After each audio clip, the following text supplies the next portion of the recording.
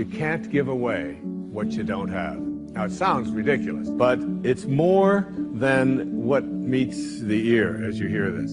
You can't give away what you don't have. People who are not good at giving away love can't give away love because they don't have it to give away.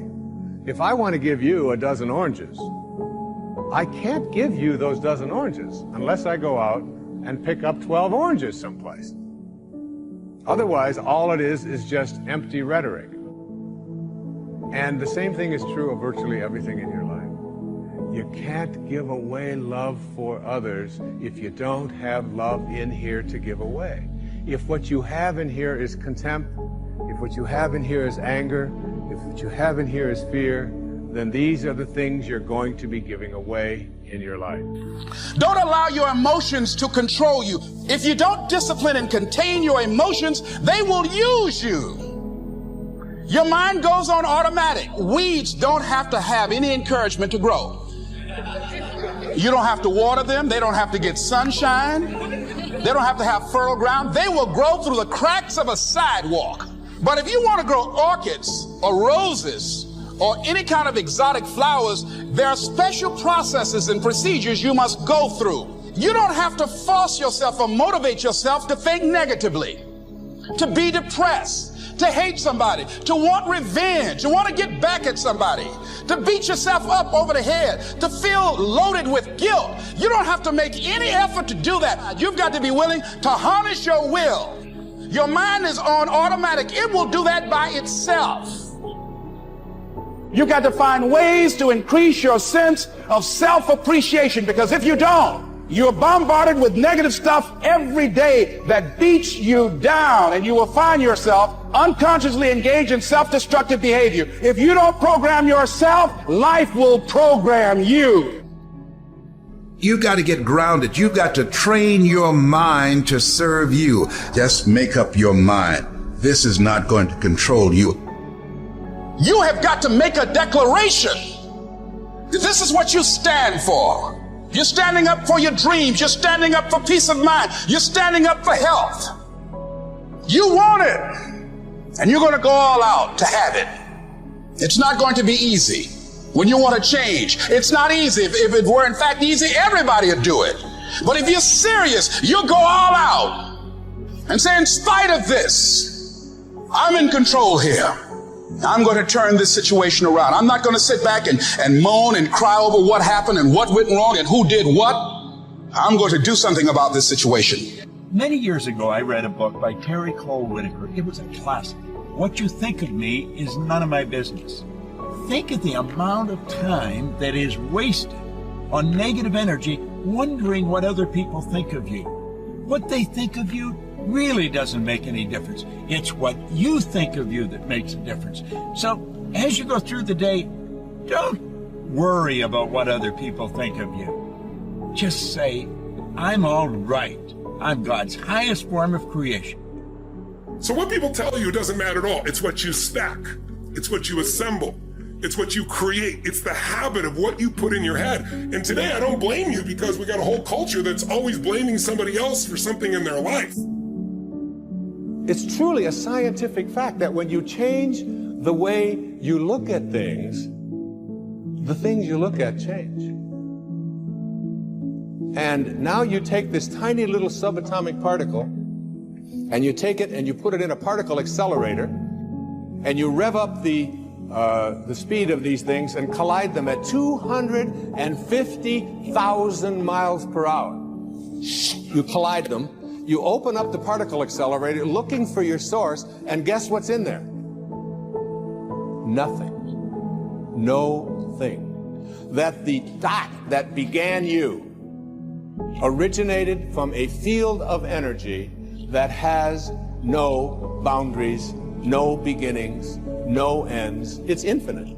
It's an infinite potential. And the question that I have for you is, if you can get this, that you didn't begin with that particle, because particles themselves do not create more particles. St. Paul put it this way in the New Testament: that which is seen hath not come from that which doth appear. They talked a little strange in those days, huh?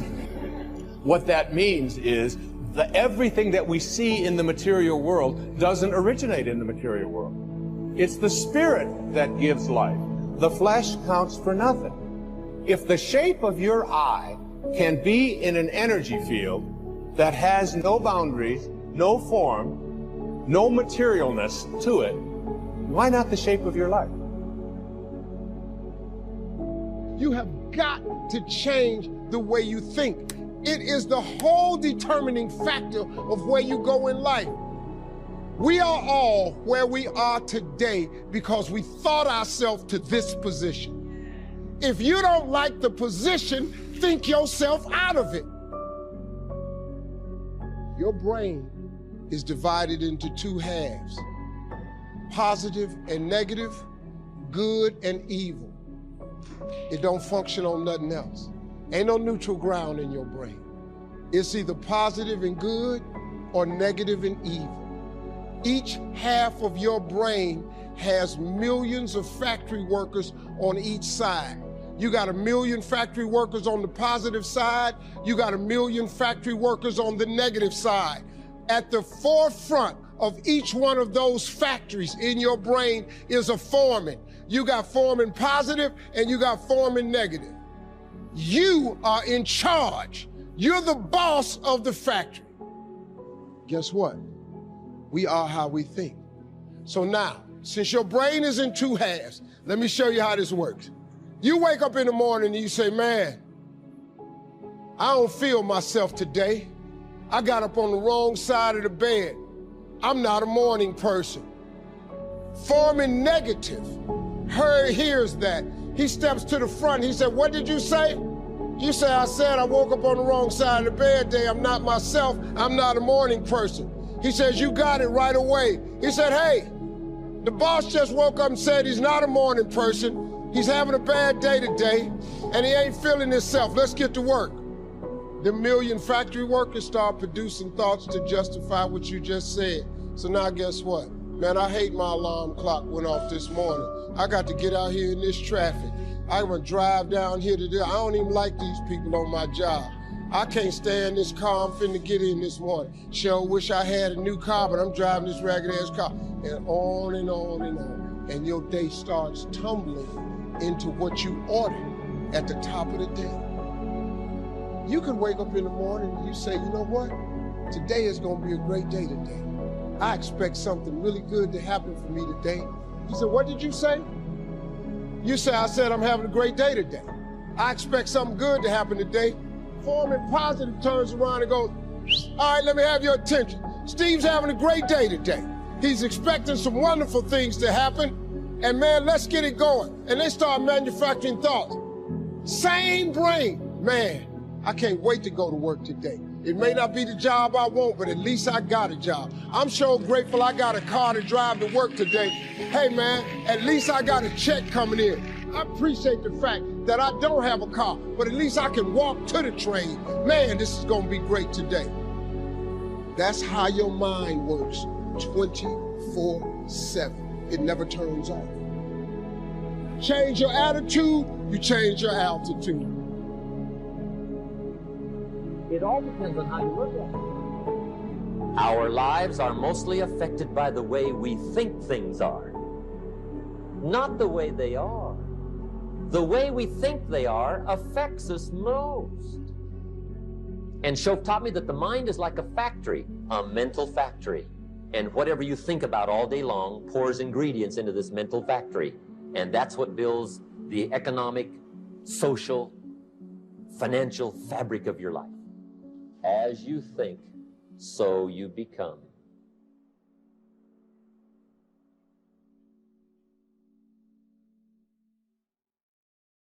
If I could just literally come off the stage and I could get real close to you and we could have kind of like a one-on-one conversation. There are two questions that I would ask you, and the two questions I'm about to ask you will really determine how successful you're going to be in this business. Without any question, these are the two questions. It's not like there's 3 or there's 4 or there's 7.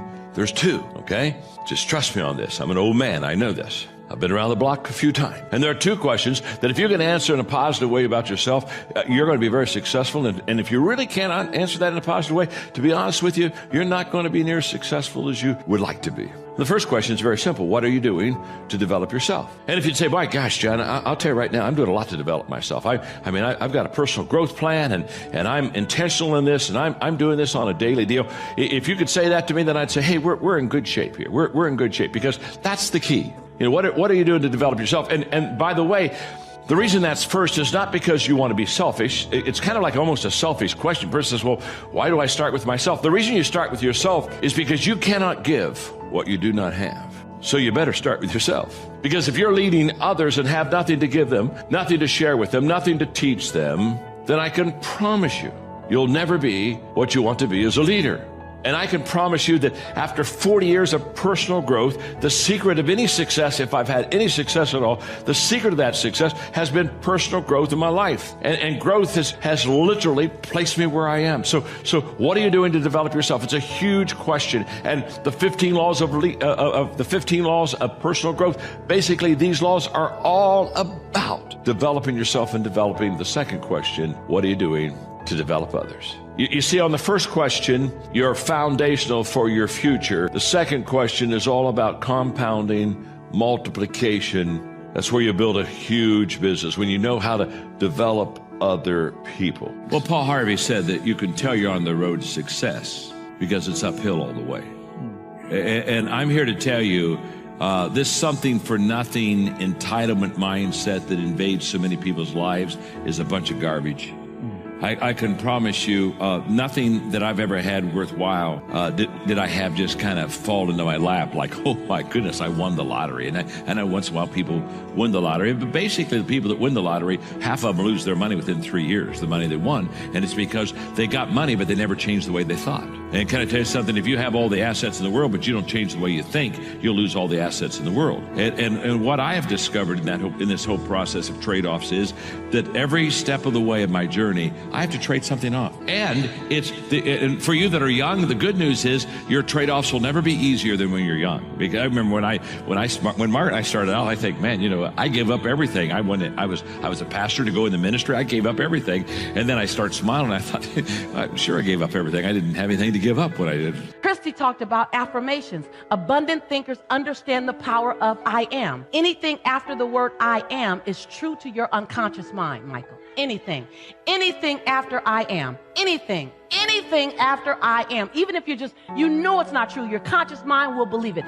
Anything after I am. So the use of affirmations is very intentional and very consistent. I was diagnosed as clinically depressed in 1998, I'm sorry. I was diagnosed as clinically depressed. It didn't make sense. I had been in a relationship. I was engaged to get married, and my fiance, who I did not know at the time, was bipolar. And he'd stopped taking his medicines and under the belief system that love can cure anything. And so I ended up being picked up and thrown 3 feet across the room. And I ended up being choked until I passed out. And once I got out of that relationship, I just was different. It was different. So my mom insisted that I go to the doctor. I went to the doctor and I sat on the table and she checked me and talked to me and came back in with a prescription. And she said, Lisa, you're clinically depressed. And I felt like I heard Charlie Brown's parents talking like, wah, wah, wah, wah, wah. Clinically depressed, at least that'll make sense in that same sentence. And she handed me a prescription, and I read the prescription. It had my name on it, and it said Prozac. And I said, do you mean I'm sad? She said, very, very sad. I said, can I try something? And I'm not recommending you guys, if you're on medication, you stop taking your meds. Please don't do that. I asked my doctor. She agreed. I said, do you mind if I try something before I take this? She goes, yes, but I need to see you back in 30 days. If you're in the same condition, I need us to try this medicine. I said, okay, I can do that. So I went home, and every day I got in the mirror and I drilled I am every day, because I realized I had forgotten who I was. I just forgot. And it was okay to forget. I just forgot. So every day Every day for 25 minutes, I just went over the I ams. Every day, I am. And then I paralleled that with I forgive you for. Then I paralleled that with I commit to you, Lisa. Every single day. I went back in 30 days and I'm talking to her and I'm on fire. She's just looking at me. And I'm just talking. She twisted her head again.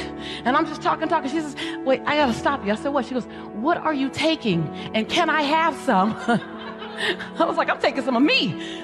And so the power of I am can pull you through the darkest moment. The power of I am. There are 1,000 real reasons not to go. But the truth is that none of them matter. The truth is, if you want to build something in your life, then you have to remember what Mark Twain said. You have to get started, because at the end of the day, that is literally the only thing that's holding you back.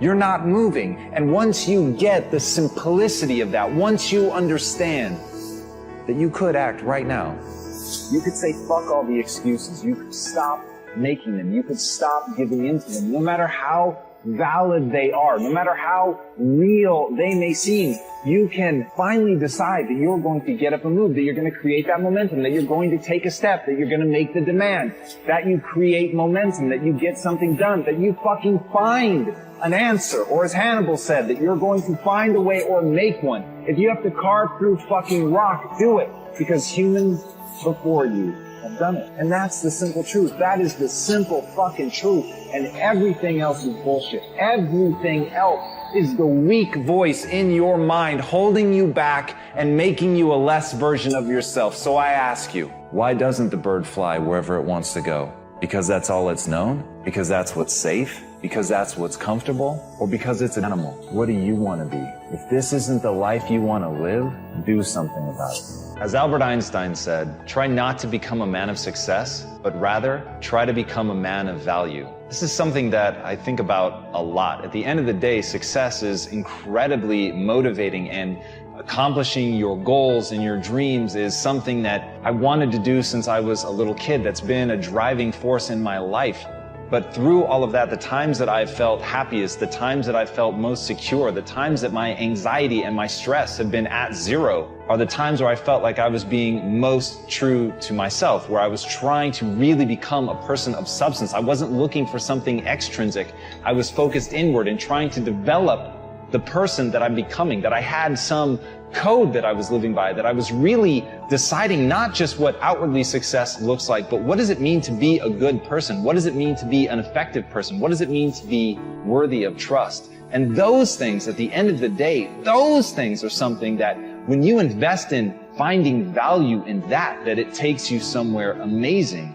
And as Bruce Lee said, knowledge will give you power, but character will give you respect. And at the end of the day, I really can't think of anything better than that. I can't think of anything that will keep me company when I'm alone, when there's nothing but silence around, when all I can hear are the sounds of my own thoughts. The only thing that is going to bring me or you comfort is respect, is self-love, is knowing who you are really and knowing that you're true to that even when nobody's looking. And that concept, that notion of having a guiding light, a principle, something by which you steer by, that you are always true to, and that in your moments of stress, chaos, confusion, of desire,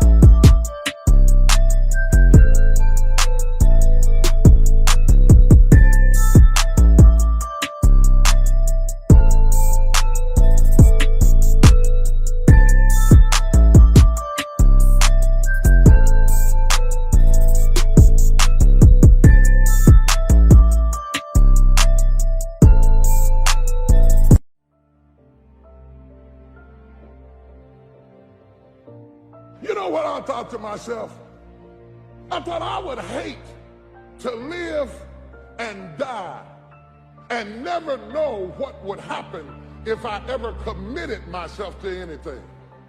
Some people have never thrown their whole self at nothing. Not at school, not at work, not at marriage. Oh my God, you've had 1 foot in and 1 foot out of every dream all of your life, and you've never seen what you could be if you ever really connected and threw everything. And that's what's going to make your death so sad. That's what's going to make it so sad, is that you never lived first. You never fully engaged. You never fully studied. You never fully invested in anything or anybody. You want to get something that you are not willing to give. You have never been joined. You just wore the dress, got the plaque, they threw the rice, you took the job, but you've never seen what you could be if you threw your whole self at your dream. Reciprocity. What do you give back for what you get? Without reciprocity, no relationship will ever reach its apex, because you're not fully invested in anything you do, and you're getting older, and you're running out of time and running out of excuses and running out of people to blame. Wonder what would have happened in school if you'd been committed. Wonder what would have happened in your marriage if you'd been committed. If you'd have really thrown your whole self. You've always been casual and never been committed. Your life is a false advertisement. Your whole life is a facade. The whole thing is a fake. The whole thing is a front. Your whole life is a camouflage suit. And now you're getting older, and you'll never get to see what you could have been, because the cost of getting to see it is a commitment that you've never been willing to pay. You're trying to get somebody to fall in love with a you that you've never discovered yourself. You come to the altar and you raise your hand and you say, Lord, I give myself to you, but you don't. You marry somebody and say, you can count on me, I'll be there through the thick and the thin, for better, for worse, for richer and poor, in sickness and health. You didn't mean it. Half studied, half worked, half labored, and then wonder why I thought I'd be further than I am at the age. Let me tell you why you are not further. It is not the devil, it is not witches, it is not demons, and it's sure God ain't haters. You are not any further than where you are right now, because you have never thrown your whole self at anything in your life. And you think greatness goes on sale, but true quality never goes on sale. Greatness costs what it costs. Decide that you're going to become the active force in your life. Decide that you're not going to go through life feeling like a victim. Decide that when things become challenging, and they are, that you're not going to personalize it, that you're going to look at it, and you do whatever you must do in order to work things out and learn from it. Learn from it. That's the key. Promise yourself you'll read the books until your skills change. You'll go to seminars until you get a handle on it. You'll listen to it until it makes sense. You'll go for it until you understand it. You'll practice it until you develop the skill. Never give up until, however long that is, step by step, piece by piece, book by book, word by word, apple by apple. Walk around the block, walk around the block. Go for it. Don't miss the chance to grow. And resolve that you'll pay the price until you learn, change, grow, become. Then you'll discover some of life's best treasures when you pay that price. In life, you will always be faced with a series of God-ordained opportunities, brilliantly disguised as problems and challenges. If you've lost your job, don't say that I've been laid off. Just say I've been given an opportunity by the universe to find my life work. Now you're taking it from a different perspective. Now you become an active force in your life.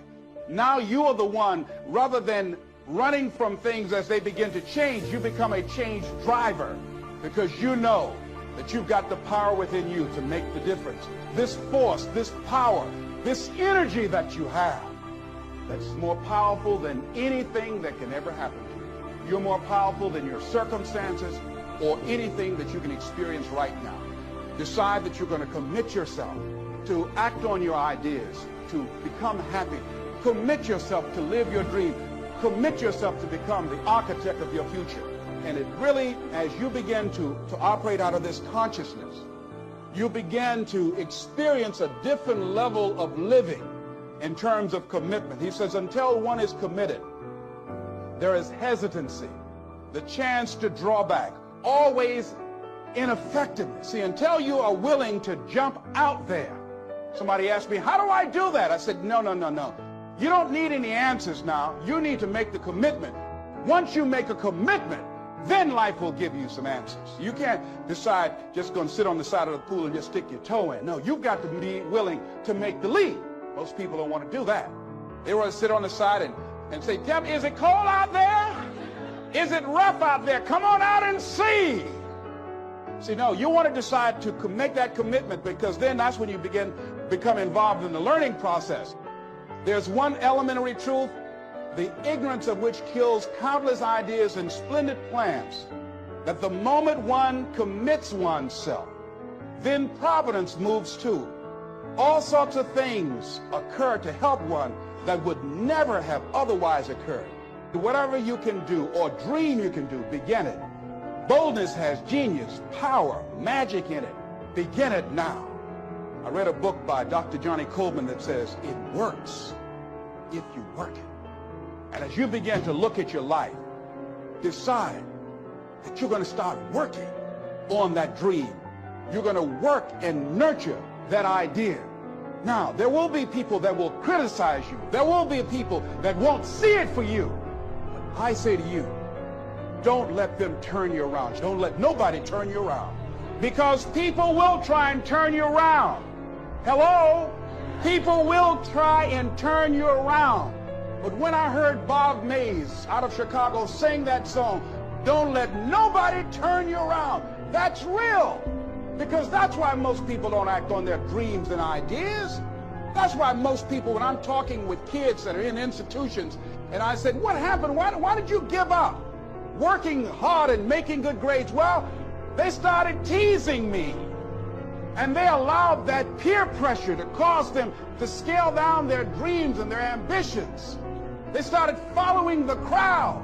That's why many people don't do the things they want to do. A friend of mine, he wanted to become an actor all his life. He let someone convince him, you can't become an actor. You go out to Hollywood, they'll swallow you up. It's too competitive. Thousands of unemployed people out there. But then another friend of mine, Sheila Hall, and she decided at age 42, I'm going to live my dream. Her son graduated from high school. She decided to make the plunge, to go to Hollywood. Quiet person, never had any experience in the area. And because she decided to make the commitment, she is now working on a one-woman show. And she's been getting support from everywhere because she was willing to make the commitment. This other guy is far more talented and skillful, but he wasn't willing to make the commitment. So he goes to work every day to a job that's making him sick because he doesn't have the guts or the boldness to stand up in life and say, I'm going to live my dream. I'm going to commit myself to live out what's in me. I heard Dr. Johnny Youngblood say, I must live what's in me. I said, why do you do this? He said, I got to do it. I got to do it. I'm saying, find something in your life that you say, hey, it might not work out, but I got to do this. Why? Hey, it's the one thing I love. It's my piece. It's my thing. You don't understand it? It's all right. You better be committed or you ain't gonna make it. If you're not committed, you're not gonna make it. You have to be committed. Through the storm and the rain and the heartache and the pain and the disappointment, you have to believe in the we and the us and not the me and the you, or you're not gonna make it. It's a commitment. It's not a feeling. Y'all don't want to hear real truth. You want to hear fairy tale Hollywood shake and bake stuff, but in reality, it's a commitment.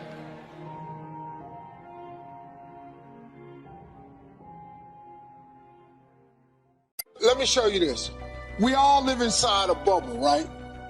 This is our world. We go to church here. We work over here. We go get our coffee over here. We go to this park over here. We usually go over here to, hang out with friends. This is our favorite club. This is our world. This is our favorite spot on the beach. We all live in this bubble. What you gotta do to get the life that God wants you to have, you gotta put more air in your bubble. You got to blow your bubble up. Expand yourself. Take yourself out your comfort zone.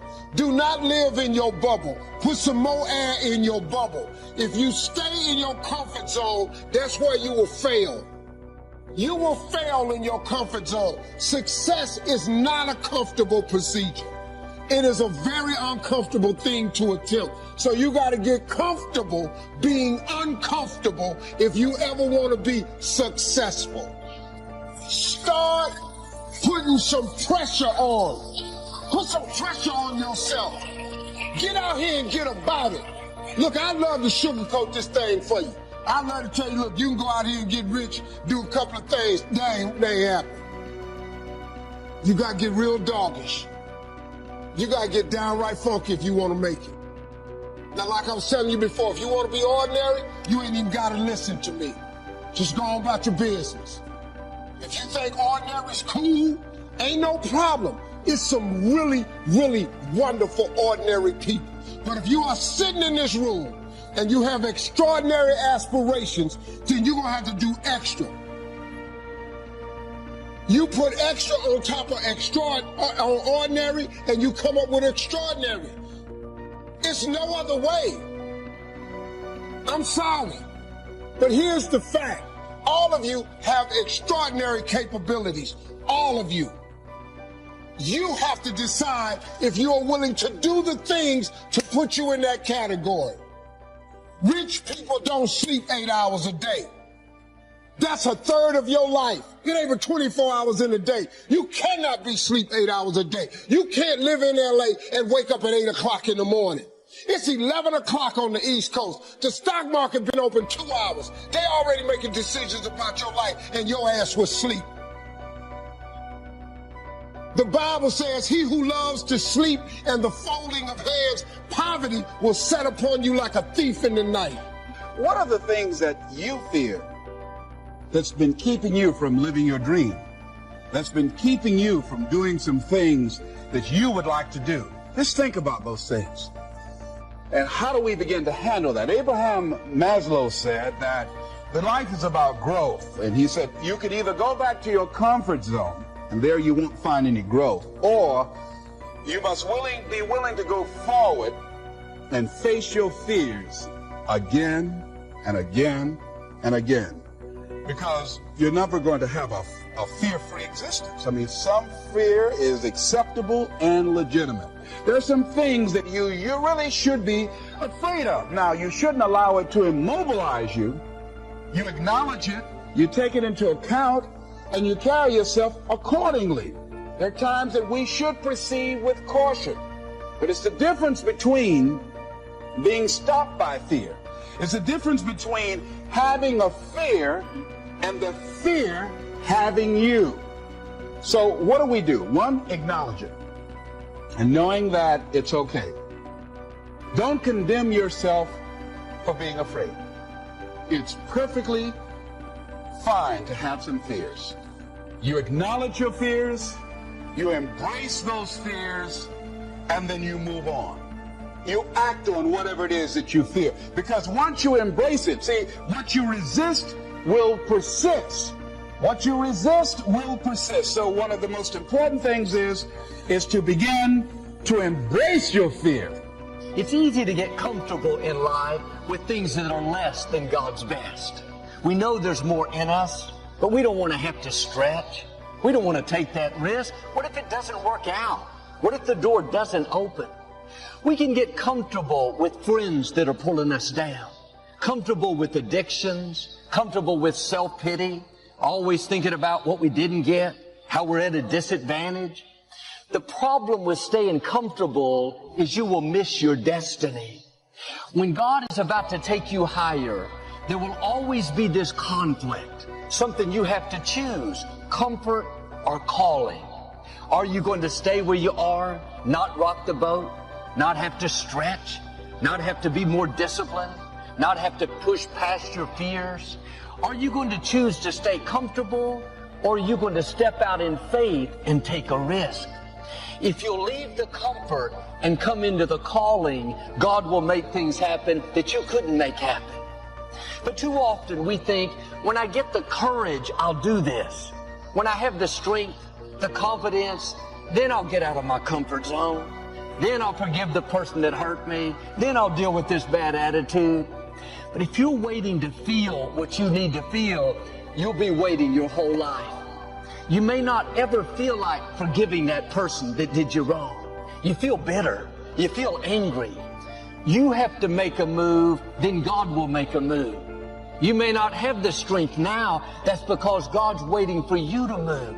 When you step out, strength will come. Courage will come. Favor will come. Are you choosing comfort over the calling? Are there areas where you know you need to make changes? You need to work on a relationship. You need to forgive. You need to stretch.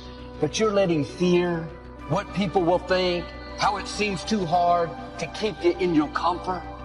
God is saying, if you'll choose my calling over your comfort, if you'll do what I'm asking you to do, even though it's difficult, then I'll step in and give you supernatural strength.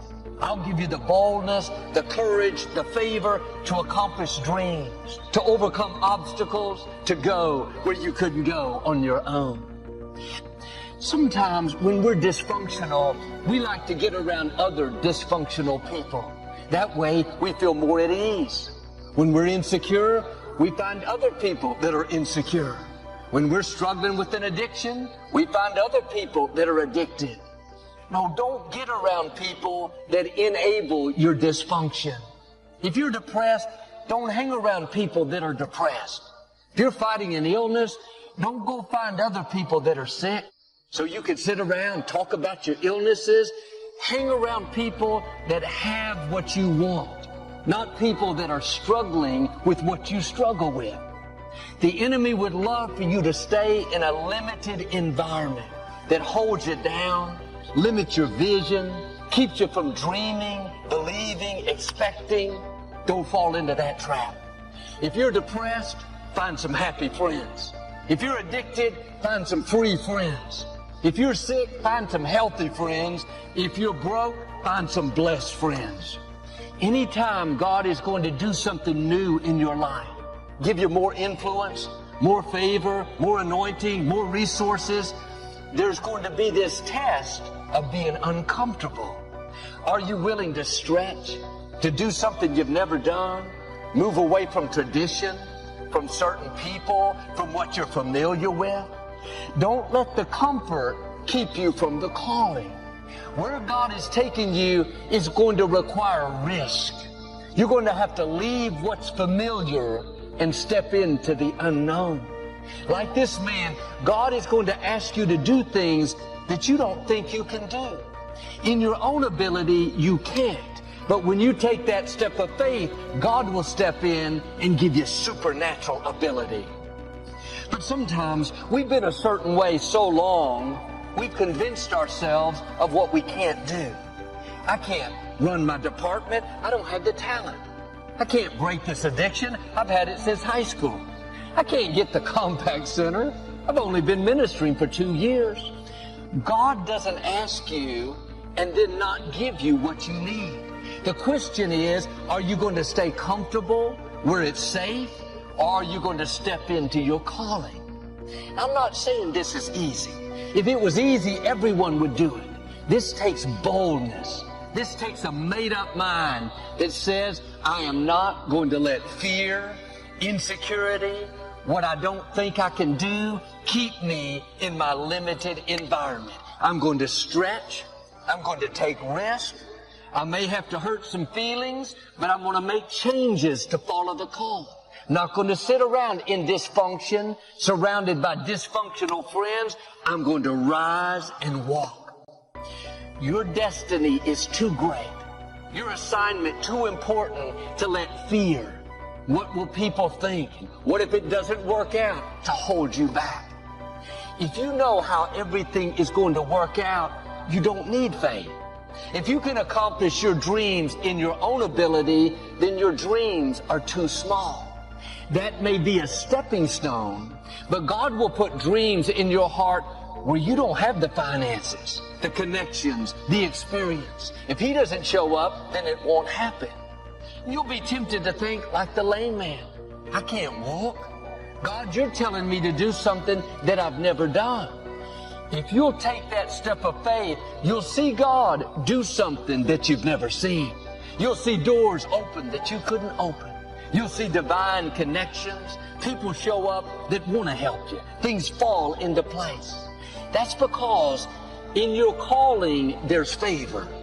In your calling, opportunities will find you. In your calling, you'll break addictions. You'll beat the cancer. You'll defeat that depression. But in your comfort, you'll get stuck where you are. If you're always comfortable, then there'll be lack, dysfunction, mediocrity. God is saying to you, I'm calling you up higher. I'm calling you into abundance. I'm calling you into freedom. I'm calling you into new levels. Now don't let comfort hold you back. The fear may still be there, but you have to act on your purpose, not on your fear. Fear will keep you from your destiny. Fear will keep you by the pool another year. You may feel fear, but you have to do it afraid. As you step out, courage will come. Confidence will show up. The favor, the blessing, the healing, it's waiting for you, not in your comfort, but in your calling.